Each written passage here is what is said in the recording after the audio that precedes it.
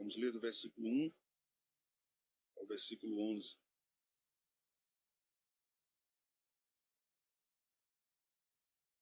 Sobrevindo fome à terra, além da primeira a vida nos dias de Abraão, foi Isaque a Gerar, avistar-se com Abimeleque, rei dos filisteus. Apareceu-lhe o Senhor e disse: Não desças ao Egito. Fica na terra que eu te disser.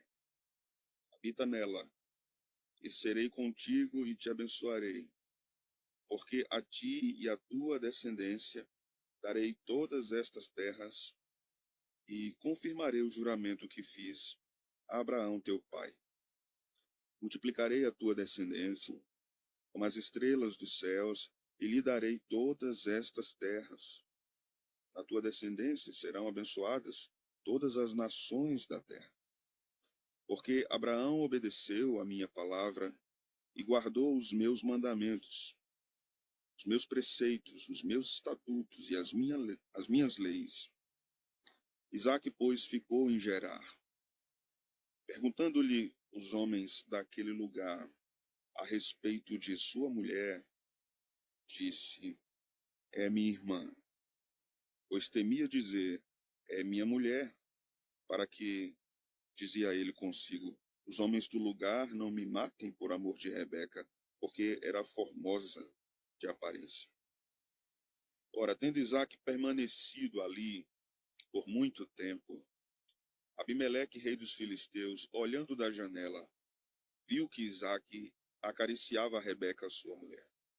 Então Abimeleque chamou a Isaque e lhe disse: É evidente que ela é tua esposa. Como, pois, disseste, é minha irmã? Respondeu-lhe Isaque: Porque eu dizia, para que eu não morra por causa dela. Disse Abimeleque: Que é isso que nos fizeste? Facilmente algum do povo teria abusado da tua mulher, e tu atraído sobre nós grave delito. E deu esta ordem a todo o povo: qualquer que tocar a este homem ou a sua mulher, certamente morrerá. Amém. Vamos orar, irmãos. Senhor Deus, este é o texto sagrado, texto que mostra a fraqueza do homem, texto que mostra a falta de confiança na proteção do Senhor, texto que mostra mais uma vez a fuga da responsabilidade. Fala conosco, Senhor, por meio de tua palavra nesta manhã, nesse texto. É o que nós te oramos, em nome de Jesus. Amém. Deixe sentar, irmãos. Hoje pela manhã e também à noite eu falarei para os meus irmãos sobre este capítulo 26 de Gênesis. Falarei sobre duas facetas importantes do que a palavra de Deus nos orienta aqui. Há muitos focos no texto e o maior deles, de fato, é sobre a manutenção da história da salvação. Deus está preservando a semente de Abraão para cumprir um grande propósito de enviar o Messias e de consumar o seu plano salvador para os seus eleitos. Esse é o grande ponto. Por isso, no verso 4, nós observamos Deus dizendo que multiplicaria a semente de Isaque. Deus está reiterando a promessa feita a Abraão. Um outro ponto importantíssimo para entendermos aqui no texto é a respeito da prosperidade de Isaque. Assim como Abraão prosperou, estamos falando aqui em termos monetários, termos capitais, Isaque prosperou e Jacó prosperou. Alguns da teologia da prosperidade, por exemplo, né, e hoje não é tão evidente assim, porque sempre foi e já nasceu fadado ao fracasso teológico, enfatizavam esses tipos de textos para mostrar que todo homem ou mulher que serve a Deus com fidelidade será bem-sucedido financeiramente, será próspero. Esse tipo de texto ou de informação das Escrituras não podem basear essa ideia, porque o que Deus estava fazendo aqui era promovendo a manutenção da história da salvação para que o Messias viesse, para que a semente de Abraão não morresse, não definhasse. Então, a prosperidade ligada ao povo de Israel no Antigo Testamento estava primeiramente ligada à vinda do Messias. Não era apenas para dar luxo ao povo, era porque Deus estava preservando a linhagem abraâmica para que o Messias viesse. É claro que esta minha fala não resume tudo que a Escritura trata sobre dinheiro, sobre prosperidade, sobre posses. Mas há um outro ponto interessante no texto, que é exatamente sobre a prosperidade, como o povo de Deus deve lidar com a prosperidade. E nós vamos investigar isso nesta manhã também, e vamos aprender um pouco com esse texto a como lidarmos com a bênção da prosperidade. À noite, na segunda parte desse texto, nós iremos tratar sobre como lidarmos com a bênção da prosperidade e a inveja de outros a respeito de nossa prosperidade. A Escritura nos fala tudo isso nesse texto do capítulo 26 de Gênesis, e nós, com a graça de Deus, iremos investigar. Então, embora o texto sagrado tenha iniciado no capítulo anterior as narrativas de Esaú e Jacó, há uma pausa aqui para uma série de ensinamentos a respeito de Isaac. Neste capítulo, somos instruídos e levados a um estudo atento sobre tentação, sobre confiança, sobre perseverança. É claro que quando nós estamos falando disso, nós precisamos observar todos os antônimos que estão implícitos também no texto em relação à tentação, confiança e perseverança. Todas essas questões envolvem o mesmo coração. O coração de um crente é tentado e confia. O coração de um crente não acredita e persevera. Tudo isso acontece num mesmo coração. E nós vamos observar como isso é posto aqui no texto. Então, todas essas questões envolvem o coração de Isaac, especificamente aqui no texto. Nessa porção que lemos, o foco é Isaac. Falam as nossas almas, cada passagem dessa, cada história dessa, cada narrativa dessa, falam as nossas almas e estão postas na Escritura para a nossa educação e edificação, para que sejamos fortalecidos, sejamos confrontados, sejamos exortados, sejamos consolados. Como o texto trata sobre tentação, e isso fica evidente porque o coração de Isaac se atemoriza diante do que possivelmente poderia acontecer por causa de uma bênção. Porque se você é casado ou se você quer casar, certamente você em algum momento já pensou, ou pediu, ou desejou que o futuro cônjuge fosse uma pessoa bonita, não é? Existe algo mais anormal do que isso? É claro que o seu gosto pode divergir do meu, né? Do que é bonito. Mas aí o seu é que importa, quem vai casar é você, né? E Rebeca era uma mulher bonita. E entenda só, quando a Bíblia nos fala sobre isso, é claro que estamos aqui inseridos num padrão de beleza do Antigo Oriente Próximo, né? Estamos inseridos num padrão de beleza temporal daquele tempo, daquele período, mas a Bíblia vai dizer que Rebeca era uma mulher muito formosa.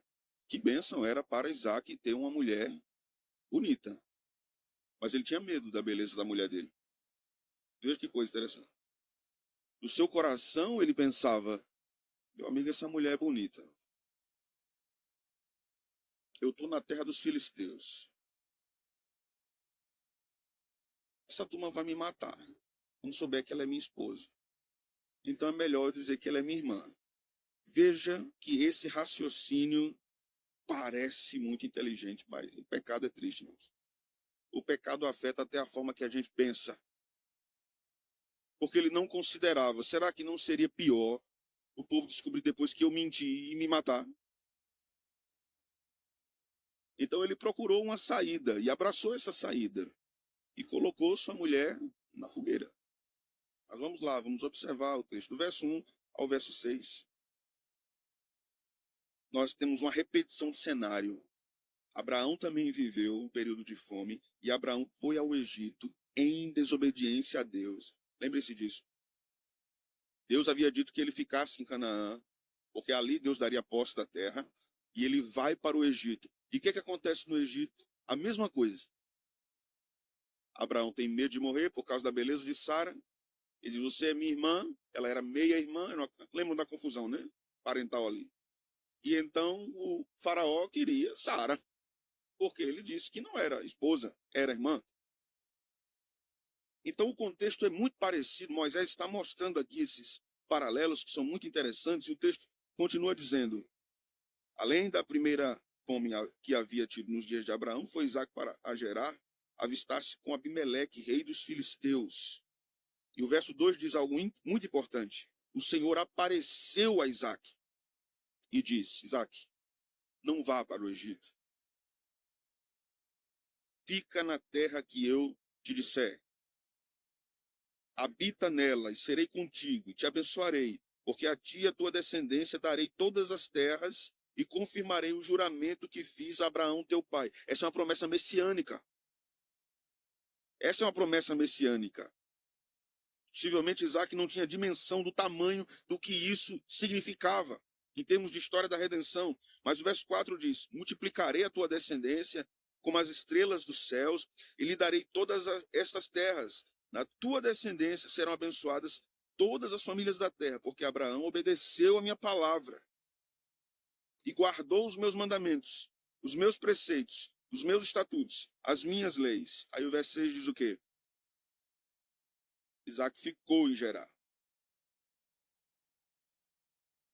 Contexto de fome, contexto de necessidade de ouvir a voz de Deus, contexto de necessidade de direção da parte de Deus, contexto de promessa, renovação de promessas da aliança, Deus continuamente dizendo que cuidaria de Isaac, como cuidou de Abraão, lembrando a Isaac, seu pai me obedeceu.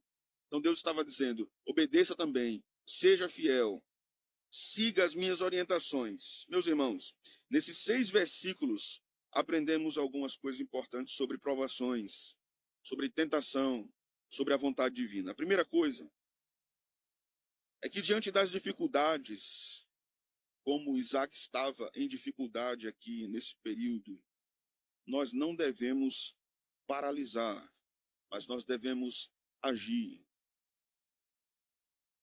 No entanto, nossa ação não deve ser um impulso do nosso coração. Tenha cuidado se você tem uma característica de impulsividade. Porque impulsividade não é sinônimo de coragem.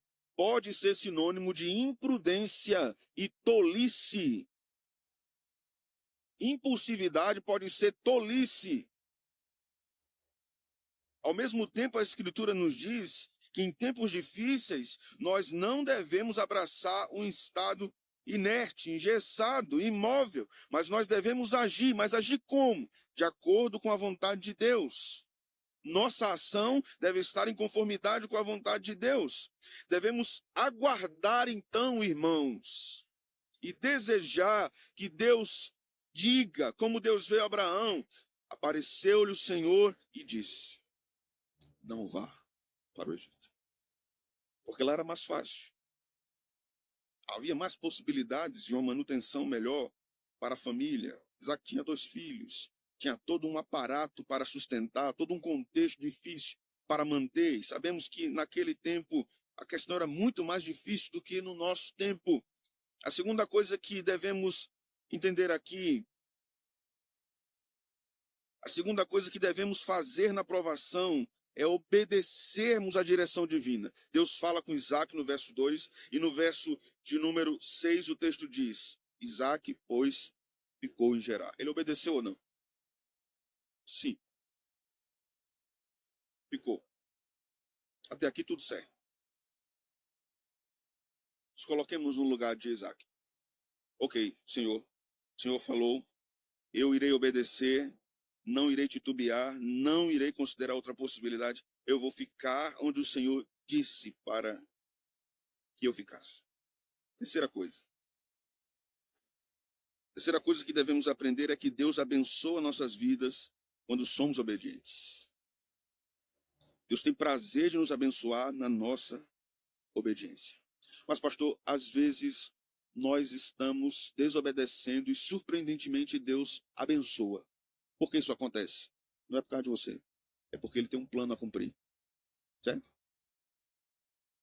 Ele tem um plano a cumprir. A bênção dele, num momento de desobediência sua, não é uma chancela, não é uma aprovação de Deus a sua desobediência. É porque ele vai cumprir um plano estabelecido. E abençoar naquele momento era fundamental para que o plano fosse cumprido.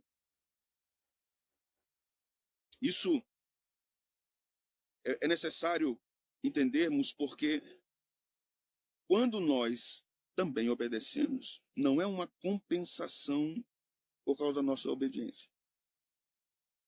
Deus não nos abençoa como uma compensação. É pacto.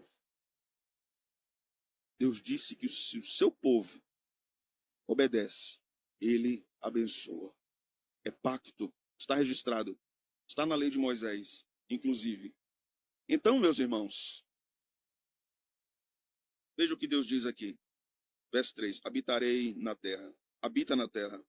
Serei contigo. Te abençoarei. Multiplicarei a tua descendência. Confirmarei o juramento que fiz ao teu pai. Verso de número 4. Na tua descendência serão abençoadas todas as nações da terra. Deus está prometendo prosperidade a Isaac naquele contexto da aliança. Então aprendemos aqui, irmãos, que não devemos temer a bênção de Deus sobre nós. Não devemos temer a bênção da prosperidade sobre nós. Mas como é que nós tratamos isso biblicamente? Aprendendo que o nosso coração deve ser educado para que não seja a prosperidade posta em primeiro lugar, no lugar do Senhor. Para que a prosperidade não seja a nossa prisão. Porque prosperidade pode ser cadeia para a sua alma. Pode ser calabouço para o seu espírito. Pode ser solidão para você. Mas aquilo que Deus nos dá verdadeiramente deve ser alvo da nossa gratidão e mordomia. Aprendemos aqui também que Isaac fica em Gerar. Diz que faz o texto diz que ele faz o que Deus disse. O Senhor então está disposto a abençoar Isaac, mas devemos notar que mesmo quando obedecemos a Deus em uma área da nossa vida, em uma direção que Deus deu, nós podemos pecar em outra área da nossa vida, certo? Deus disse isso aqui, em relação a isso, nós obedecemos. Isso não quer dizer que a gente está obedecendo em tudo que Deus tem para nós. Podemos obedecer em outra área. Você queria tanto alguma coisa e orava para que Deus fizesse sua vontade, Deus deu. Então você é grato por isso, mas em outras áreas você continua em desobediência. Isso é importante notar. Importante notar. Porque é importante entendermos como o nosso coração funciona. Ao mesmo tempo, é isso que eu quero ensinar a vocês nesta manhã, ao mesmo tempo que o nosso coração, por um lado, pode ser grato por prosperidade e bênçãos que Deus tem dado em determinada área, ele pode ser muito ingrato e rebelde e incrédulo em outras áreas da vida. Entendem, irmãos? O mesmo coração. Como nós somos terríveis, né? Então é Deus quem nos assegura. Nossa lógica não é a lógica de Deus. Muitas vezes nós queremos solucionar os problemas sem a orientação divina. O que vai acontecer? Erraremos e podemos causar grandes prejuízos, inclusive a outros, por causa da nossa desobediência e fraqueza. Há pessoas muito fortes em determinadas áreas, mas surpreendentemente fracas em outras. Já conheceu gente assim? Ou você se conhece assim? Você olha para, rapaz, essa pessoa, ela é gigante nisso aqui. Como é que ela aguenta? Como é que ela suporta tanta pressão? Mas em outra área tão frágil, tão fraco. É o nosso coração. Bem-vindos ao que a Bíblia diz sobre o nosso coração. Verso 7, veja. Perguntando-lhe os homens daquele lugar a respeito de sua mulher. Rapaz, como é que, sinceramente, irmãos, o camarada chega perto de um homem crente e diz assim: mulher aí, quem é?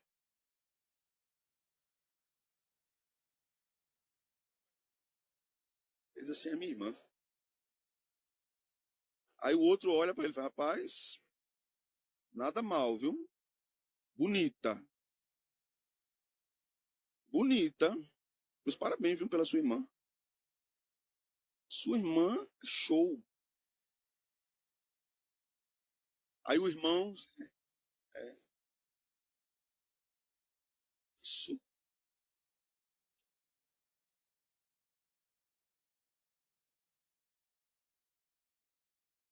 Se a gente não tivesse conhecimento maior das escrituras, facilmente a gente dizia assim: não é possível não, só um demônio para ter se apossado de Isaac, para ele fazer um negócio desse. Mas não é demônio não, é o coração fraco mesmo. Lembremos, tá? Recapitulando. Um homem que na aflição de sua esposa dobrou-se diante de Deus e disse: Senhor,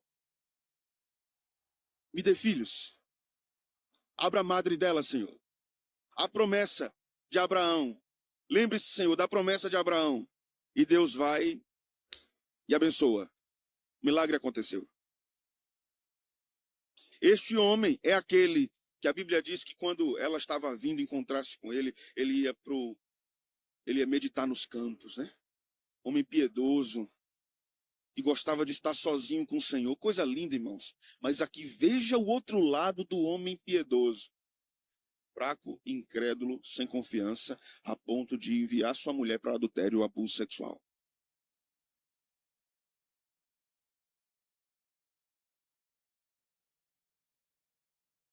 Isaac não confia nas promessas aqui. O Deus que havia prometido filhos a Isaac e cumpriu, será que não ia preservar a vida dele? Veja o medo dele. Eu vou morrer, vão me matar. Vai doer. Vai doer, vão me matar. Então é melhor que leve ela. Vai lá, benção. Segue teu caminho. Foi bom até aqui, a gente teve 2 filhos. E tinha os filhos, né? O medo de Isaac, irmãos, o medo de morrer, sacrifica seu casamento, sacrifica sua mulher por sua covardia e infidelidade a Deus. Você é tão forte em tantas áreas, né? Eu sei que é. Mas você tem sido muito covarde em outras. Fraca em outras áreas. Você tem sacrificado relacionamentos importantes. Você tem sacrificado sua família. Você tem sacrificado a criação dos seus filhos. Sacrificado seu casamento. Tão forte em tal área, mas tão fraco em outra área. Tão sem confiança nas promessas do Senhor. O texto ensina e me ensina nessa manhã. Ele nos preserva. Ele nos preserva em todos os perigos. Ele nos preserva em todos os perigos. O raciocínio de Isaac era incoerente, irmãos, de acordo com o que Deus estava falando. Como é que Deus promete fazê-lo prosperar ali? Como é que Deus diz que vai dar tanto a Isaac na terra da promessa e ele não guarda sua esposa? Aquele que achou uma esposa achou um tesouro para si, diz a Escritura. Ela era um tesouro para ele. Então Isaac diz o seguinte, verso 7, verso 6. É minha irmã, pois temia dizer, é minha mulher, para que, dizia ele consigo mesmo, os homens do lugar não me matem por amor de Rebeca, porque era formosa de aparência. Há estudos que dizem que a pessoa que fala consigo mesma, fala sozinha, é mais inteligente, né? Tem estudos que dizem isso, né? Pesquisas que dizem isso. A pessoa que fala só, ela é mais inteligente. Aqui não é bem assim. Tá meio difícil aqui, por exemplo. Porque o raciocínio dele estava errado. O raciocínio dele estava errado. Quando a gente vê uma pessoa falando sozinha, a gente logo é doido, né? É doido. Falando sozinho. Meus irmãos, um pregador antigo chamado Philip Brooks disse o seguinte: a verdade é sempre forte, não importa quão frágil pareça. A verdade é sempre forte, não importa quão frágil pareça. A mentira, por sua vez, é sempre fraca, não importa quão forte pareça. Vocês entenderam? A mentira sempre é frágil. Sempre, em algum momento, será desmontada. Então veja o que diz o versículo de número 8. Ora, tendo Isaque permanecido ali por muito tempo, Abimeleque, rei dos filisteus, olhando da janela, viu que Isaque acariciava a Rebeca, sua mulher. Aqui era uma cena tão convicta para Abimeleque, que o carinho que Isaque estava dando à sua esposa evidenciava que ela só poderia ser esposa. Entende?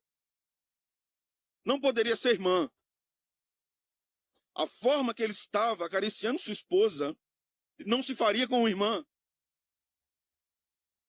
Então Abimeleque chegou à conclusão de que era irmã. E diz o verso 9. Chamou Isaque. E aí agora o ímpio vai repreender o crente. De novo. Isaque, tudo bem? É evidente que ela é tua esposa. Ela é sua esposa. Por que você disse que ela é sua irmã? O texto diz, responde o crente. Não era um garoto não, viu? Um homem maduro. É porque eu dizia assim, sabe, seu Abimeleque? Para que eu não morra por causa dela. Pensando que Nutella começa hoje, cultura Nutella, é antiga. Nosso irmão Isaac. Fala assim dele não, pastor. Falo, porque está aqui na Bíblia. É porque eu não queria morrer. Né? Eu amo quando a esposa diz, mata aquela barata ali, meu filho. Eu tenho nojo. Mate você. Cadê o Detefon? Aí ele vai matar e bota a mão no nariz, assim. Sinceramente, irmãos. Você pensa que está faltando homem de fibra no nosso tempo? É antigo o problema, viu? A bronca é antiga. Porque até no meio patriarcal ali, a bronca era grande. Agora, claro, Deus os conduziu, né? Para aprender. Aqui a graça para nós, porque Deus pega homens frouxos e fracos e transforma-os em fortes. E mesmo quando eles continuam fracos, Deus cumpre as suas promessas. Porque é graça. É graça. Né?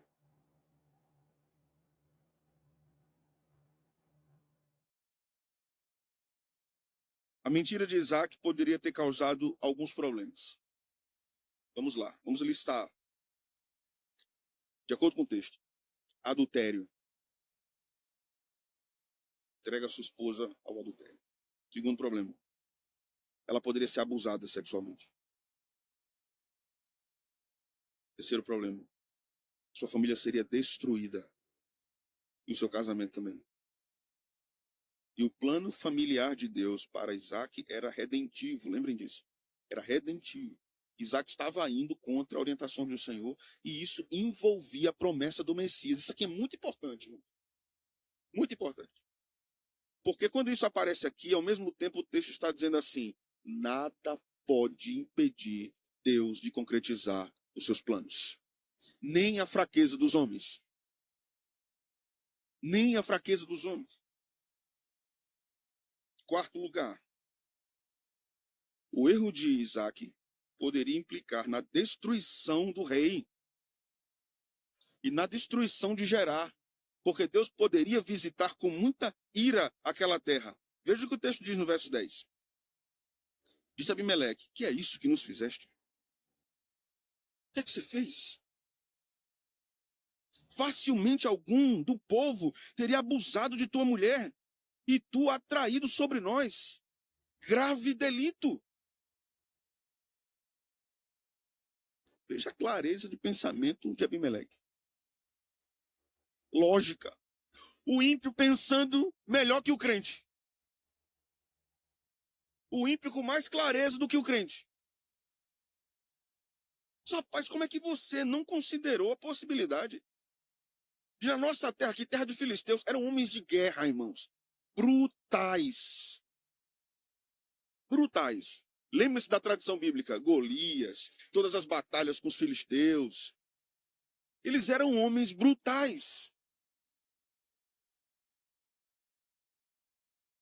A mentira envergonha. E Deus muitas vezes disciplina o crente pela boca do ímpio. Talvez você já tenha ouvido. Mas tu não é crente, né? Já? Ouviu? Dói, não dói não? Dói. Mas pode ser Deus, viu? Movendo o ímpio para repreender você. Aprendamos aqui algumas coisas, irmãos. A Bíblia nos adverte aqui que podemos experimentar a bênção de Deus e nesse desfrute, ao mesmo tempo, sermos tentados a pecar. O problema não está na bênção, o problema está no nosso coração. Nosso coração é tão terrível que ele pode destruir, inclusive, coisas muito boas que Deus nos deu. O problema não está em prosperarmos, em sermos alvos da bênção de Deus para a nossa posteridade. O problema está em como lidamos com as tentações da prosperidade. Lembre, a prosperidade de Isaac, de Abraão, de Jacó, tinha uma finalidade, tinha um propósito último. A prosperidade que Deus tem trazido sobre sua vida também tem um propósito útil. Você não é um fim em si mesmo na prosperidade. Não é para você meramente a prosperidade. Deus está lhe dando para o futuro, para a manutenção de sua obra, para o avanço do seu reino, para o crescimento da semente de Abraão, segundo a fé, no mundo, até que Cristo volte. Então, qual é o limite de nosso compromisso com a verdade? O texto nos desafia. Isaac tinha verdade, Isaac tinha promessa, mas qual era o limite de Isaac? O medo de morrer. Falou que eu estou perto de morrer, eu abandono tudo, meu amigo. Abandono tudo. Qual é o seu limite para abandonar a verdade? É o sofrimento? É o medo? Isso faz suas pernas tremerem. Até aqui eu aguento, daqui para lá eu nego. Eu nego. Qual é o seu limite? É o de Pedro? Você é Galileu. A sua voz não nega, o seu sotaque não nega que você é Galileu. Você andava com ele? Não, não, não. Coisa não. A ameaça é o seu limite? Mentimos para pararmos de sofrer, irmãos? Mentimos para prosperarmos? Mentimos para nos preservar, mesmo quando outros amados nossos podem ser grandemente prejudicados? Qual é o nosso limite de compromisso com a verdade? Terceiro lugar, podemos enfrentar lutas legítimas, mas se as encaramos de forma errada, nós desenvolveremos soluções erradas, que se tornarão em verdadeiros e grandes problemas para nós. Estamos comprometidos ou não com a verdade de Deus? Pela graça de Deus, Deus move Abimeleque para ver aquela cena íntima. Veja que loucura! Que coisa vergonhosa é uma pessoa ver uma cena íntima de um marido e uma esposa.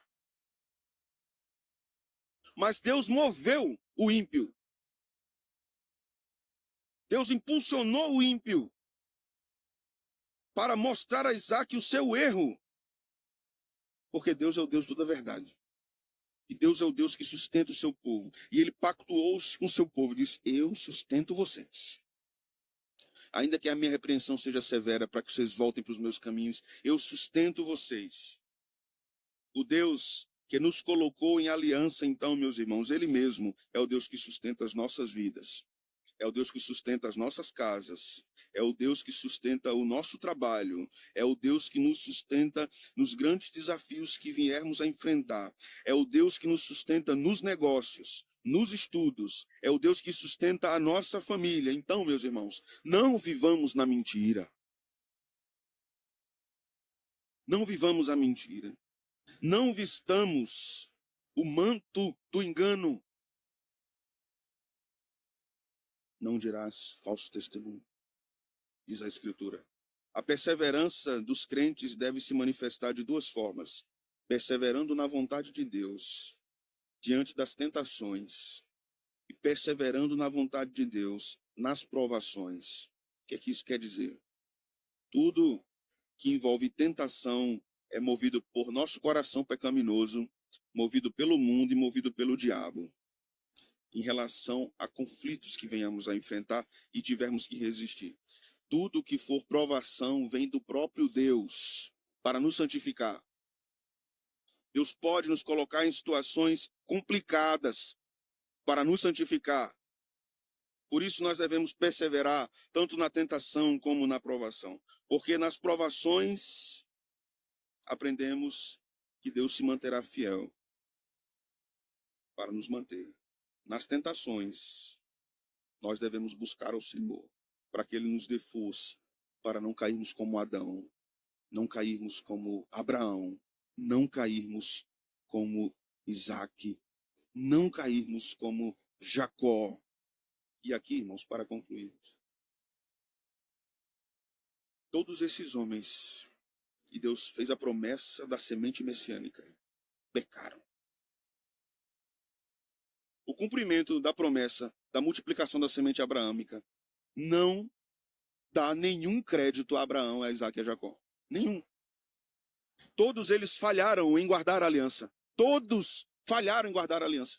Da semente de Jacó veio o povo de Israel. O povo de Israel pecou na fidelidade de guardar a aliança. Foi infiel. Mesmo assim, Deus permanece fiel porque não pode negar a si mesmo. E então veio o Messias, o fiel, a semente, o descendente, o Emanuel, o santo, o redentor, o amado das nossas almas e o amado do Pai. Ele não peca, ele não foge ao sofrimento, ele encara o sofrimento da cruz sem pedir para não passar por aquilo tudo. O que ele pediu foi para que o cálice não fosse bebido, o cálice da angústia. Jesus não pediu para não morrer, em nenhum momento. Eu não quero morrer. Isaac não queria morrer. Veja só como o texto costura isso até o Novo Testamento. Abraão não queria morrer. Abraão sacrificou sua esposa. Presta atenção. Para que eu não morra, você vai. Isaac sacrificou sua esposa. Para que eu não morra, você vai. Jesus disse: eu morro no lugar da minha esposa. Eu morro no lugar da minha esposa. Não é minha esposa que vai, sou eu que vou no lugar da minha esposa. Porque eu a protejo, eu cuido dela. Assim foi determinado desde toda a eternidade. Amém. Vamos orar? Obrigado, Senhor, por este culto. Abençoa-nos com a tua palavra, que ela penetre e faça morada no nosso coração. Pedimos que abençoes esse momento do sacramento, em nome de Cristo. Amém. Pastor Pedro vai nos dirigir na ceia do Senhor.